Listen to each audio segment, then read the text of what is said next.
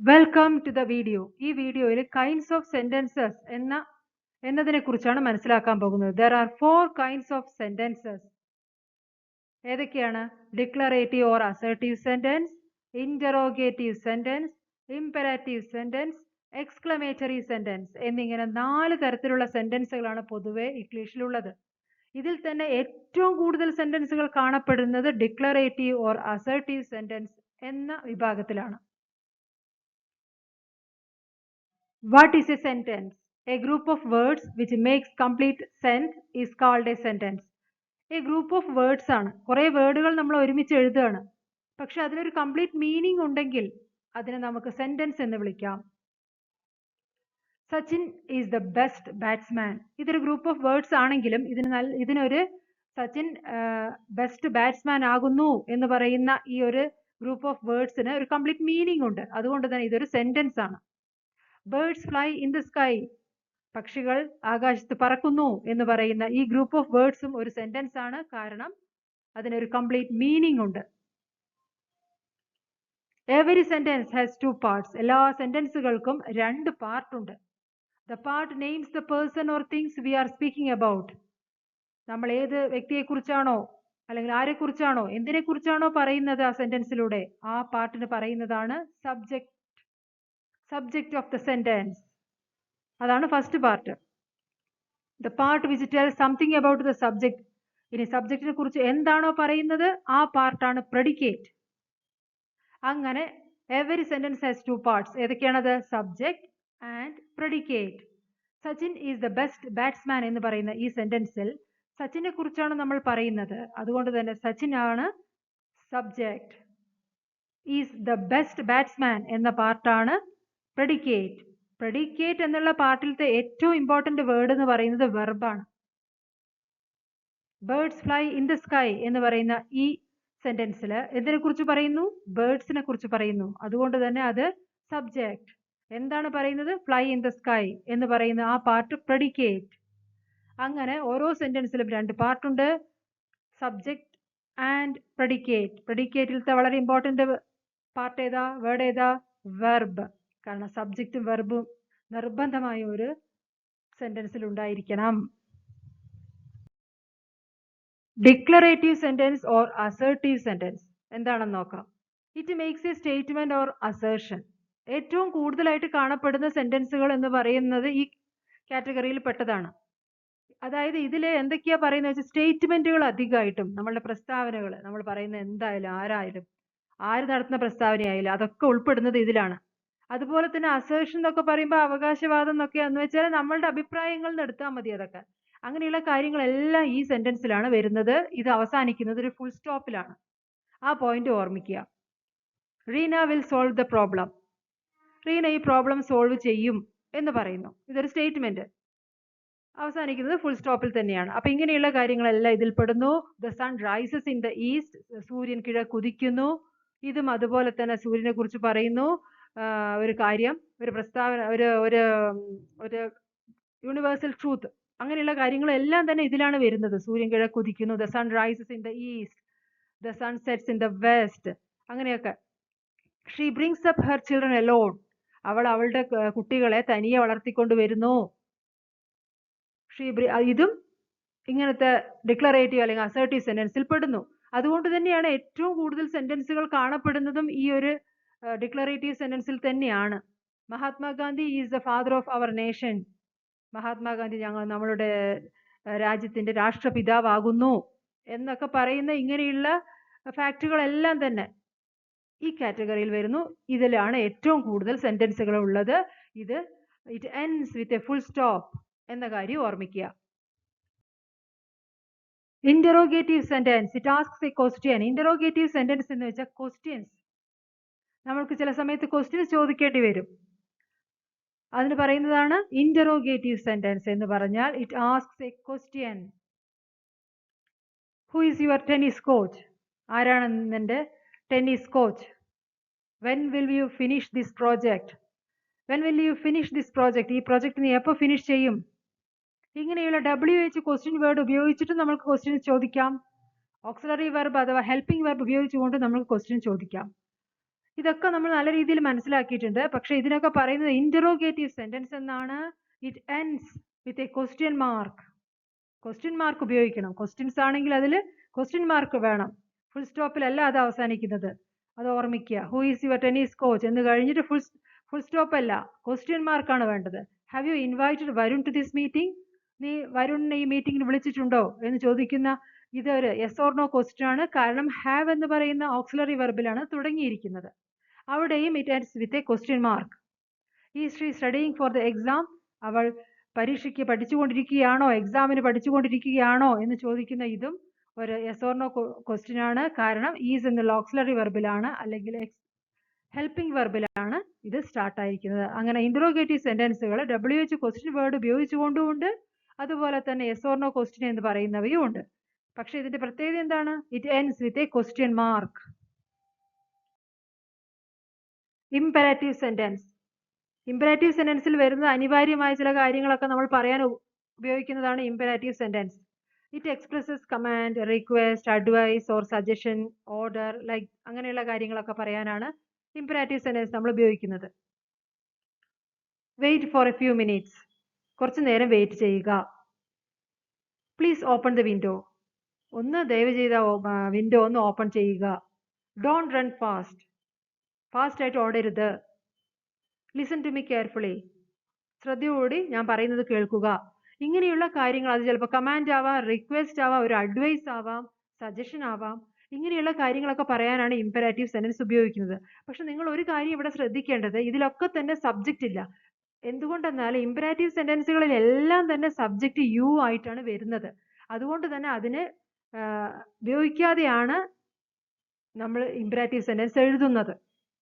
Direct ആയിട്ട് വെർബിലാണ് തുടങ്ങുന്നത്. Wait for a few minutes. കാരണം നമ്മളുടെ കൂടെ ഉള്ളവരോട് മാത്രമാണ് നമ്മളിത് പറയുന്നത്, ഇങ്ങനെയുള്ള കാര്യങ്ങൾ. നമ്മളുടെ അടുത്തുള്ളവർ. Wait for a few minutes എന്ന് പറയുമ്പോൾ നമ്മളുടെ കൂടെ ഉള്ളവരടുത്ത് നമ്മൾ പറയുന്നവയാണ്. Please open the window. നമ്മളിപ്പോൾ ഏത് റൂമിലാണോ ഇരിക്കുന്നത് അവിടെ ഉള്ളവരടുത്താണ് നമ്മളത് പറയുന്നത്. അപ്പൊ ഇവിടെ യു എന്നുള്ളതാണ് സബ്ജക്റ്റ് എല്ലാ ഇംപെരാറ്റീവ് സെന്റൻസുകളിലും. അതുകൊണ്ട് തന്നെ അത് ഉപയോഗിക്കാതെ ഡയറക്റ്റ് ആയിട്ട് വെർബ് ഉപയോഗിച്ചുകൊണ്ടാണ് ഈ സെന്റൻസുകൾ എല്ലാം എഴുതുന്നത്. അതുപോലെ വേറൊരു കാര്യം നിങ്ങൾ ശ്രദ്ധിക്കേണ്ടത്, it ends with A full stop. ഇവിടെ ഫുൾ സ്റ്റോപ്പ് ഉപയോഗിച്ചുകൊണ്ടാണ് അത് നിർത്തുന്നത് ആ സെന്റൻസ്. Exclamatory sentence. ഇത് ആശ്ചര്യത്തോടുകൂടി പറയുന്നവയാണ്. It expresses strong feeling. How wonderfully U San. അപ്പൊ നമ്മൾ ആശ്ചര്യത്തോടെ ചില കാര്യങ്ങൾ പറയും. നമ്മൾ വിചാരിച്ചിട്ടേ ഉണ്ടാവില്ല നമ്മളൊരു ഫ്രണ്ട് നല്ല രീതിയിൽ ഇങ്ങനെയൊക്കെ പാട്ട് പാടുമോ എന്നൊക്കെ തോന്നുന്ന തരത്തിൽ ചിലപ്പോൾ നല്ലൊരു പാട്ട് പാടിയിട്ടുണ്ടാവാം. അപ്പൊ നമ്മൾ പറയും ആശ്ചര്യത്തോടെ, ഹൗ വണ്ടർഫുള്ളി യു സാങ്. എത്ര വണ്ടർഫുൾ ആയിട്ട് നീ പാടി. What A surprise. എന്തൊരു സർപ്രൈസ് ആണിത്. You are here. അപ്പൊ നമ്മൾ പ്രതീക്ഷിക്കാത്ത ചില ആൾക്കാർ നമ്മളുടെ മുന്നിൽ പെട്ടെന്ന് വന്ന് കാണുമ്പോൾ നമ്മൾ ആശ്ചര്യത്തോടെ പറയുന്നവ. How cold the room is. ചില പ്രത്യേക ഓഫീസിലോ എവിടെയെങ്കിലും ഹോട്ടൽ റൂമുകളിലൊക്കെ പോകുമ്പോൾ അവിടെ റൂം അത്ര തണുപ്പുണ്ടെങ്കിൽ നമ്മൾ പെട്ടെന്ന് പറയാം, how cold the room is. എത്ര തണുപ്പാണ് ഈ റൂം. What a beautiful flower it is. എന്ത് ഭംഗിയുള്ള ഫ്ലവർ ആണിത്. ഇങ്ങനെ ആശ്ചര്യത്തോടെ പറയുന്ന സെന്റൻസുകളാണ് എക്സ്ക്ലമേറ്ററി സെന്റൻസുകളിൽ വരുന്നത്. ഇതിന്റെ പ്രത്യേകത എന്താണ്? എക്സ്ക്ലമേഷൻ മാർക്ക് ഉണ്ട്. അതുകൊണ്ട് ഈസി ആയിട്ട് നിങ്ങൾക്ക് ഐഡന്റിഫൈ ചെയ്യാൻ പറ്റും. ഇവിടെ ഫുൾ സ്റ്റോപ്പ് അല്ല നമ്മൾ ഉപയോഗിക്കുന്നത്, എക്സ്ക്ലമേഷൻ മാർക്ക്, ആശ്ചര്യത്തിനെ സൂചിപ്പിക്കുന്ന ആ ഒരു മാർക്ക് ഉണ്ട്. അതാണ് ഇതിൽ ശ്രദ്ധിക്കേണ്ടത്. To remember. അപ്പൊ ഈ ഒരു 4 kinds ഓഫ് സെന്റൻസസ് എന്താണെന്ന് മനസ്സിലാക്കി. അപ്പൊ ഇതൊക്കെയാണ് ഇംഗ്ലീഷിലുള്ള സെന്റൻസുകൾ എന്ന് മനസ്സിലാക്കി. അപ്പൊ ഈ കാര്യങ്ങളും കൂടി ഒന്ന് മനസ്സിലാക്കുക. അപ്പൊ നമ്മളുടെ മദർ ടങ് എന്ന് പറയുന്നത് മലയാളമാണ്. ഇത് അനദർ ലാംഗ്വേജ് ആണ് ഇംഗ്ലീഷ്. അപ്പൊ എന്താണ് ഈ സെന്റൻസുകളിൽ വരുന്ന വ്യത്യാസങ്ങൾ, സ്ട്രക്ചറൽ ആയിട്ടുള്ള വ്യത്യാസങ്ങൾ എന്ത് എന്ന് നിങ്ങൾ മനസ്സിലാക്കിയാൽ നിങ്ങൾക്ക് ഈസി ആയിട്ട് മലയാളത്തിലുള്ള ഒരു സെന്റൻസിനെ ഇംഗ്ലീഷിലേക്കും ഇംഗ്ലീഷിലുള്ള ഒരു സെന്റൻസിനെ മലയാളത്തിലേക്കും മാറ്റാൻ പറ്റും. ആ സ്ട്രക്ചറൽ ഡിഫറൻസ് എന്താണെന്ന് മനസ്സിലാക്കണം. അതിനു വേണ്ടിയിട്ടാണ് ഷീ ഈസ് വർക്കിംഗ്. ഇതൊരു സബ്ജക്റ്റീവ് വെർബ്. നിങ്ങൾ സെന്റൻസ് പാറ്റേണുകളെല്ലാം മനസ്സിലാക്കിയിട്ടുണ്ട്. Sentence patterns, 5 basic sentence patterns എന്താണെന്നും വിത്ത് അഡ്ജങ്ക്റ്റ് എന്താണെന്നും എല്ലാം മനസ്സിലാക്കി. അപ്പൊ ഈ കാര്യം കൂടി അറിഞ്ഞാൽ നിങ്ങൾക്ക് ഈസി ആയിട്ട് സെന്റൻസുകൾ എഴുതാൻ കഴിയും. ഷീ ഈസ് വർക്കിംഗ് എന്ന് പറയുന്ന ഈ ഒരു സെന്റൻസ് സബ്ജക്റ്റും വെർബും മാത്രമേ ഉള്ളൂ. ഷീ എന്ന് പറയുന്നത് സബ്ജക്റ്റ്, ഈസ് വർക്കിംഗ് എന്ന് പറയുന്നത് വെർബ്. ദേ സ്ലെപ്റ്റ്, അതിലും അതേപോലെ സബ്ജക്റ്റ് ദേ സ്ലെപ്റ്റ് എന്ന് പറയുന്നത് വെർബ്. ഇവിടെ നമ്മൾ മലയാളത്തിലേക്ക് ഇത് ട്രാൻസ്ലേറ്റ് ചെയ്യുകയാണെങ്കിലും സബ്ജക്റ്റ് കഴിഞ്ഞ് വെർബ് തന്നെയാണ് വരിക. ഷീ ഈസ് വർക്കിംഗ്, അവൾ വർക്ക് ചെയ്തുകൊണ്ടിരിക്കുന്നു എന്ന് പറയുമ്പോഴും സബ്ജക്റ്റ് അവൾ എന്ന് കഴിഞ്ഞിട്ട് തന്നെയാണ് വെർബ് പറയുന്നത്. കാരണം സബ്ജക്റ്റ് വെർബ് മാത്രമേ ഉള്ളൂ ഈ സെന്റൻസുകളിലെല്ലാം തന്നെ. ദേ സ്ലെപ്റ്റ് എന്ന് പറയുമ്പോൾ അവർ ഉറങ്ങി, അവിടെയും അങ്ങനെ തന്നെ. എന്നാൽ അവിടെ സെയിം ആയിട്ട് വരുന്നുണ്ട്, മലയാളം ട്രാൻസ്ലേറ്റ് ചെയ്യാൻ ഈസിയാണ്. പക്ഷേ ഹി സോൾഡ് ഹിസ് കാർ എന്ന് പറയുന്ന ഈ ഒരു സെന്റൻസ്, ഇവിടെ സബ്ജക്റ്റ് ഉണ്ട്, വെർബ് ഉണ്ട്, ഒബ്ജക്റ്റ് ഉണ്ട്, SVO പാറ്റേൺ ആണ്. അവിടെ നമ്മൾ ട്രാൻസ്ലേറ്റ് ചെയ്യുമ്പോൾ എന്ത് വ്യത്യാസം വരുന്നു എന്ന് ശ്രദ്ധിക്കുക.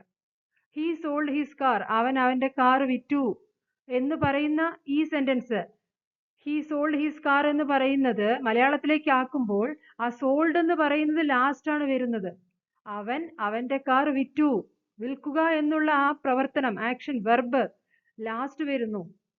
ഹി കഴിഞ്ഞത് എന്താ വരുന്നത്? ഹിസ് കാർ എന്നാണ് നമ്മൾ മലയാളത്തിൽ പറയുക. അവൻ അവന്റെ കാർ വിറ്റു.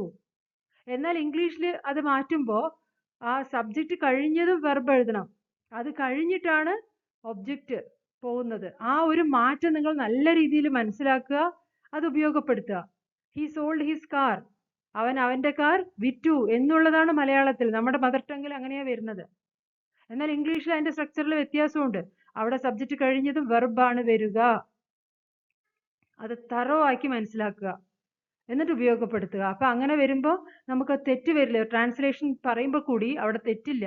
ഇത് അല്ലാതെ ഇത് വേർഡ് ബൈ വേർഡ് ട്രാൻസ്ലേറ്റ് ചെയ്യാൻ പറ്റില്ല. അവൻ വിറ്റു അവന്റെ കാർ എന്ന് നമുക്ക് എഴുതാൻ പറ്റില്ല മലയാളത്തിൽ, അത് തെറ്റാണ് ശരിക്കും. അപ്പൊ അവൻ അവന്റെ കാർ വിറ്റു എന്നുള്ളതാണ് കറക്റ്റ് ആയിട്ടുള്ളത്. ഇത് ഓരോ വേർഡിന്റെയും മലയാളം ട്രാൻസ്ലേഷൻ എഴുതി വെച്ചാൽ അത് ഒരു കറക്റ്റ് സെന്റൻസ് ആവുന്നില്ല. ദേ ഓപ്പൺഡ് ദ ഡോർ, ഓപ്പൺഡ് എന്ന് പറയുന്നത് വെർബ്. ദേ അവരെ കുറിച്ചാണ് നമ്മൾ പറയുന്നത്. ദേ ഓപ്പൺഡ് ദ ഡോർ, അവർ വാതിൽ തുറന്നു. അവിടെയും ശ്രദ്ധിച്ച് നിങ്ങൾ മനസ്സിലാക്കുക, നമ്മൾ എന്താ പറയാ? അവർ വാതിൽ തുറന്നു. ആ തുറക്കുക എന്നുള്ള ഓപ്പൺഡ് എന്ന് പറയുന്നത് ലാസ്റ്റ് ആണ് മലയാളത്തിൽ നമ്മൾ പറയുമ്പോൾ. അവർ വാതിൽ തുറന്നു, ആ ഒബ്ജക്റ്റിനെ നമ്മൾ സബ്ജക്റ്റ് കഴിഞ്ഞതും ഒബ്ജക്റ്റ് എഴുതുന്നു, അത് കഴിഞ്ഞിട്ടാണ് ആ പ്രവർത്തനം പറയുന്നത് നമ്മളുടെ മദർ ടങ്ങില്, മലയാളത്തില്. എന്നാൽ ഇംഗ്ലീഷിൽ അങ്ങനെയല്ല, സ്ട്രക്ചറിൽ വ്യത്യാസമുണ്ട്, ടോട്ടലി ഡിഫറെന്റ് ആണ് എന്നുള്ളത് മനസ്സിലാക്കുക. അവിടെ സബ്ജക്റ്റ് കഴിഞ്ഞത് വെർബാണ്, അതിനുശേഷമാണ് ഒബ്ജക്റ്റ് വരുന്നത് അല്ലെങ്കിൽ കോംപ്ലിമെന്റ് വരുന്നത്. ആ പോയിന്റ് തറോ ആക്കി മനസ്സിലുണ്ടെങ്കിൽ നിങ്ങൾക്ക് ഈ ട്രാൻസ്ലേഷൻ നടക്കുമ്പോൾ വ്യത്യാസം വരില്ല. ഒരു സെന്റൻസ് എഴുതണം നിങ്ങൾക്ക് ഇംഗ്ലീഷിൽ എന്ന് തോന്നിയാലും ആ മാറ്റം നമുക്ക് ഈസി ആയിട്ട് അറിഞ്ഞാൽ എഴുതാൻ കഴിയും. ദേ ഓപ്പൺഡ് ദ ഡോർ, അവർ വാതിൽ തുറന്നു എന്നുള്ളതാണ് അതിന്റെ മലയാളം. അല്ലാതെ അവർ തുറന്നു വാതിൽ എന്ന് എഴുതിയ തെറ്റാണത്, ആ വാക്യത്തിന്റെ ഘടന. അപ്പൊ അത് മനസ്സിലാക്കുക. Peter place tennis, Peter tennis കളിക്കുന്നു. പീറ്റർ ടെന്നീസ് കളിക്കുന്നു. പ്രസന്റ് ടെൻസ് ആണ് പ്ലേസ് എന്ന് കാണിക്കുന്നത്. Peter place tennis, Peter tennis കളിക്കുന്നു എന്നാണ് അതിന്റെ മലയാളം. അവിടെ കളിക്കുന്നു എന്നുള്ള പ്ലേസ് ലാസ്റ്റ് ആണ് നമ്മൾ മലയാളത്തിൽ പറയുമ്പോൾ പറയുന്നത്. എന്നാൽ ഇംഗ്ലീഷിൽ എഴുതുമ്പോഴോ സബ്ജക്റ്റ് കഴിഞ്ഞതും വെർബാണ്. Peter place tennis. ആ ഒരു മാറ്റം മനസ്സിലാക്കുക, സ്വയം ആദ്യം മനസ്സിലാക്കിയിട്ട് അത് ഉപയോഗപ്പെടുത്തുക. ഷീ ഈസ് എ ഡോക്ടർ, ഇതും SVC പാറ്റേൺ ആണ്. അവിടെയും അവൾ ഒരു ഡോക്ടർ ആകുന്നു എന്നുള്ളത് ഈസ് എന്നുള്ളതാണ് കാണിക്കുന്നത്, വെർബാണ്. പക്ഷെ അതും നമ്മൾ പറയുന്നത് ലാസ്റ്റ് ആണ്. അവൾ ഡോക്ടർ ആകുന്നു. അല്ലാതെ ഇതിന് അവൾ ആകുന്നു ഒരു ഡോക്ടർ എന്ന് നമുക്ക് പറയാൻ പറ്റില്ല. അവൾ ഒരു ഡോക്ടർ ആകുന്നു എന്നാണ് നമ്മൾ പറയുക നമ്മുടെ മലയാളത്തില്. അപ്പൊ അത് ശ്രദ്ധിച്ച് മനസ്സിലാക്കി ഉപയോഗിക്കുക. ഷീ ബോട്ട് എ ബുക്ക്, അവൾ ഒരു ബുക്ക് വാങ്ങി. അവിടെ ശ്രദ്ധിക്കുക, എങ്ങനെയാണ്? അവൾ വാങ്ങി ഒരു ബുക്ക് എന്ന് എഴുതരുത്, അത് തെറ്റാണ്. അവൾ ഒരു ബുക്ക് വാങ്ങി. അപ്പൊ മലയാളത്തിൽ നമ്മളുടെ മദർ ടങ്ങിലുള്ള സ്ട്രക്ചർ, സെന്റൻസ് സ്ട്രക്ചറും ഇംഗ്ലീഷിലുള്ള സെന്റൻസ് സ്ട്രക്ചറും ടോട്ടലി ഡിഫറെന്റ് ആണ്. അതുകൊണ്ട് അത് മനസ്സിലാക്കി നമ്മൾ ഉപയോഗിച്ചാൽ നമുക്ക് ഈസി ആയിട്ട് സെന്റൻസുകൾ എഴുതാൻ പറ്റും. ഇപ്പൊ ഒരു സെന്റൻസ് പറഞ്ഞാൽ അതിനെ ഈസിയായി നമുക്ക് അനദർ ലാംഗ്വേജ് ആയി ഇംഗ്ലീഷിൽ എഴുതാം. ഷീ ബോട്ട് എ ബുക്ക്, അവൾ ഒരു ബുക്ക് വാങ്ങി. അവിടെ ബോട്ട് എന്ന് പറയുന്നത് പാസ്റ്റ് ടെൻസ് ആണ്. അത് ടെൻസിലുള്ള അറിവ്.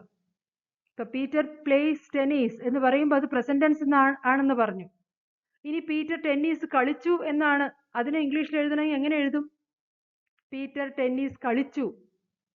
കളിച്ചു എന്ന് പറയുമ്പോൾ കളിച്ചു കഴിഞ്ഞു എന്നാണ് അർത്ഥം. പ്ലേസ് എന്ന് വെച്ചാൽ കളിക്കുന്നു എന്ന് പറഞ്ഞാൽ ഇപ്പൊ കളിക്കുന്നു. ഇപ്പൊ കളിച്ചു എന്ന് പറയുമ്പോൾ അതിന്റെ പാസ്റ്റ് ടെൻസ് എടുക്കണം വെർബിന്റെ. Played, Peter played tennis. ഇനി പീറ്റർ ടെന്നീസ് കളിക്കും. ഇപ്പൊ കളിച്ചിട്ടില്ല, കളിക്കുന്നുമില്ല, എന്നാൽ കളിക്കും. അങ്ങനെയാണെങ്കിലോ ഫ്യൂച്ചറിനെ കാണിക്കുന്നത് കൊണ്ട് പീറ്റർ വിൽ പ്ലേ ടെന്നീസ്. അങ്ങനെയുള്ള മാറ്റങ്ങളും ആ സബ്ജക്റ്റ് കഴിഞ്ഞ ഉടൻ വെർബാണ് ഇംഗ്ലീഷിൽ വരിക. എന്നാൽ നമ്മളുടെ മദർ ടങ്ങിൽ അങ്ങനെയല്ല. പീറ്റർ ടെന്നീസ് കളിക്കുന്നു, കളിക്കുക എന്നുള്ളത് ലാസ്റ്റ് ആണ് നമ്മൾ പറയുന്നത്. ആ ഒരു അറിവ് നിങ്ങൾക്ക് വേണം.